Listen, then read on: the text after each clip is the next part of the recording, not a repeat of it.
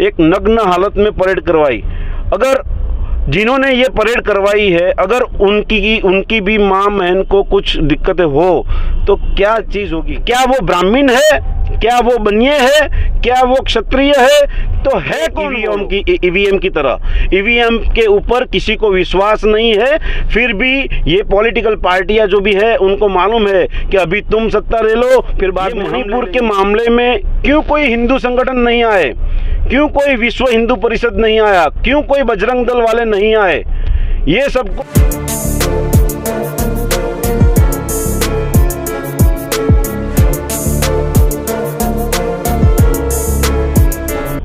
नमस्कार, मैं गिरिजा प्रसाद और आप देखना शुरू कर चुके हैं बदलते भारत। आज मैं एक रैली का आयोजन किया और जिस रैली में हम लोग मौजूद हैं और यहाँ पे जो अहमदाबाद हाई कोर्ट के कंथारिया जी मौजूद हैं, जो है कि शेड्यूल कास्ट से आते हैं। उनसे कुछ मैं बातें करूँगा, चर्चा करूँगा, इनका परिचय भी लूँगा। सबसे पहले अपना परिचय दीजिए। मेरा नाम दर्शिल कंथारिया है। मैं अहमदाबाद रहता हूँ और गुजरात हाई कोर्ट में प्रैक्टिस कर रहा हूँ और मिशन जय भीम का प्रचारक हूँ। और आज के दौर में हम राष्ट्रीय बहुजन एकता और राष्ट्रीय बहुजन अधिकार और बौद्ध महासम्मेलन के लिए हम प्रचार प्रसार का काम करते हैं। सर, आप लोगों का ऐसा कब लगा जबकि हमके समाज के लिए काम करना चाहिए, समाज के लिए प्रचार करना चाहिए, लोगों को एक साथ जोड़ना चाहिए, ऐसा कब से आप लोग लगने लगा? हमने जब से पढ़ाई की और पढ़ाई करने के बाद हमको ऐसा लगा कि हमको पढ़ाई में कुछ ना कुछ दिक्कतें आ रही है। जब एडमिशन लेने जाते हैं, जब हमारा रिज़ल्ट आ जाता है, मेरा खुद की भी बात करिए तो मैं एमफिल मुझे गुजरात यूनिवर्सिटी ने मुझे पहले पास किया, यानी कि सक्सेसफुल कैंडिडेट तरीके से हमको जाहिर किया। और उसके बाद में उनको क्या हुआ कि आखिर में 2 जनवरी 2021 से 18 जनवरी 2021 को मेरा अनसक्सेसफुल कैंडिडेट मुझे मालूम पड़ा कि ये दिन प्रतिदिन आज मैं हूँ, कल कोई और है, कल कोई और होगा। और अभी हमने देखा कि मणिपुर के अंदर शेड्यूल ट्राइब की 2 बहनें को उन्होंने कैसे रोड पे परेड करवाई। अगर जिन्होंने ये परेड करवाई है, अगर उनकी भी माँ बहन को कुछ दिक्कतें हो तो क्या चीज़ होगी? हमको ये सब कुछ समझना होगा। तो जिस हिसाब से आप बात कर रहे हैं तो अच्छा, जो यहाँ पे मणिपुर में हालत हुआ है, क्या लगता है जैसे कि जो 1000 लगभग 1000 लोग थे वहाँ पे जो परेड कराए थे, लगभग 2 से 3 लोगों को सजा हुई है, तो क्या 1000 लोग को भी उसमें शामिल नहीं करना चाहिए? क्योंकि जिस नगर अवस्था में घुमाया गया तो उसको क्या लगता है आपको? जैसे कि आप एक एडवोकेट भी हैं, अक्सर आपके पास केस भी वैसे आता होगा, तो आपको कैसा लगता होगा कि वो लोग गलत था कि सही था? मैं प्रशासन को यही बोलना चाहूँगा कि ये जो इंसिडेंट बना हुआ है मणिपुर के अंदर, तो वो इंसिडेंट के तहत वहाँ सीबीआई को जांच दी जाए और उसमें सही तरीके से इन्वेस्टिगेशन किया जाए, तब जाके सब कुछ सही होगा। अच्छा, जो वो लोग वहाँ के आदिवासी समाज थे वो भी अपने आप को हिंदू कहते हैं, तो हिंदू में कौन है जो कि अपने आप को ज़्यादा हिंदू कहते हैं और उन लोग के साथ ज्यादती भी करते हैं, उनके साथ जातिवाद भी करते हैं? अगर आपने जो क्वेश्चन कहा है मुझे, तो उसके तहत मैं आपको ये बोलना चाहूँगा कि जब भी कोई शेड्यूल ट्राइब पे बना इंसिडेंट बनता है तो ये क्यों कोई हिंदू संगठन नहीं आए?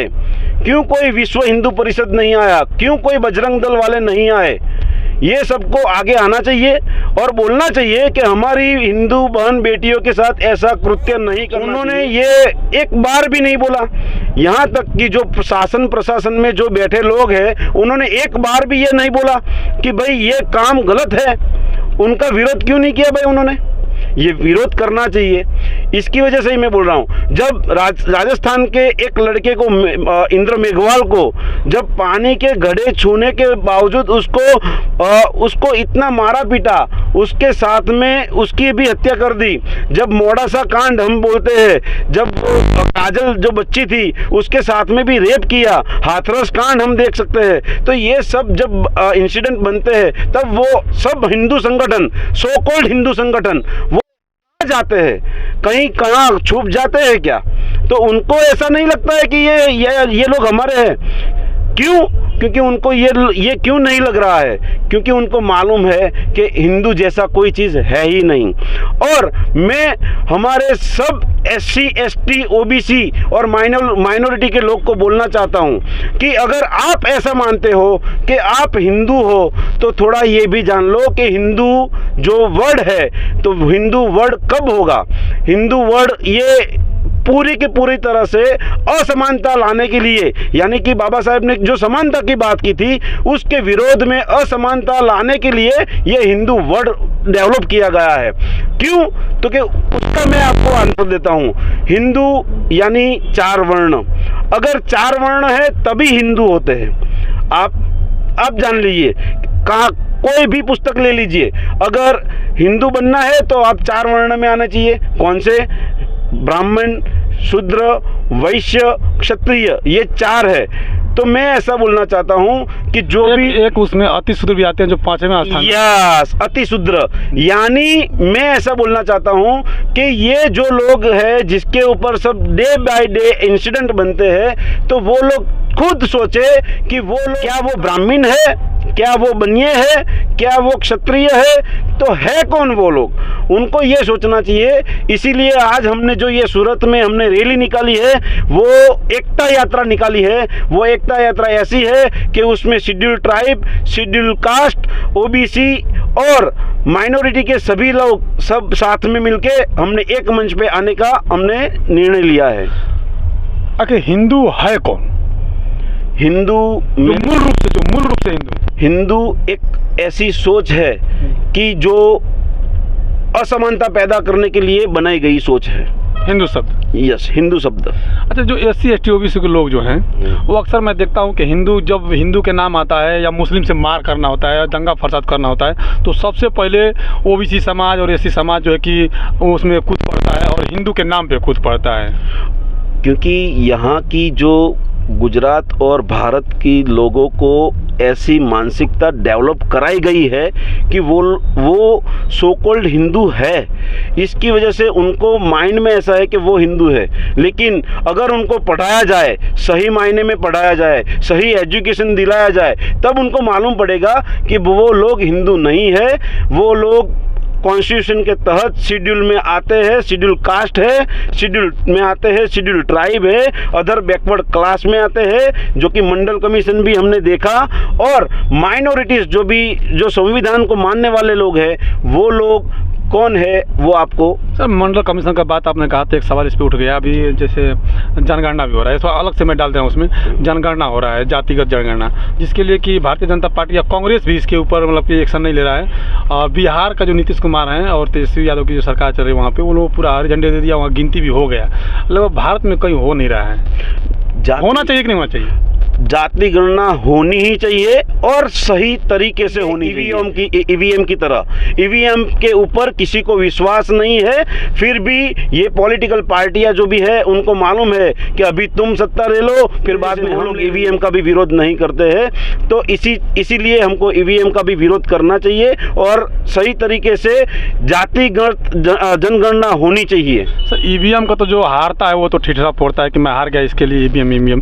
जो जीत रहा है उसके लिए क्या कहें? वो ऐसी चीज़ है कि तेरी भी चुप और मेरी भी चुप, ऐसी चीज़ है यहाँ। अभी पिछला इलेक्शन आपने देख लिया हो तो आपको मालूम पड़ेगा कि एक जगह कांग्रेस को जिता दिया, एक जगह बीजेपी को जिता दिया एक स्टेट में, और दूसरे स्टेट में दिल्ली में जो नगर पालिका की इलेक्शन थी वहाँ आपको जिता दिया। तीसरा विकल्प क्या है आपके लिए? तीसरा विकल्प यही है कि OBC, SC, ST और माइनॉरिटी के लोग इकट्ठा हो और उसका एक बहुत बड़ा जनशक्ति, जन समर्थन उनको मिले और उसकी एक डेवलपमेंट ऐसा हो कि सब लोग को समान न्याय मिले। ऐसी एक पार्टी बने जो कि यहाँ की अभी जो प्रशासन में जो आप लोग देख रहे हैं उससे कहीं बेहतर हो, कहीं बेहतर। यस, शुक्रिया सर जी हमसे बात करने के लिए। तो ये जी अपना जय संविधान।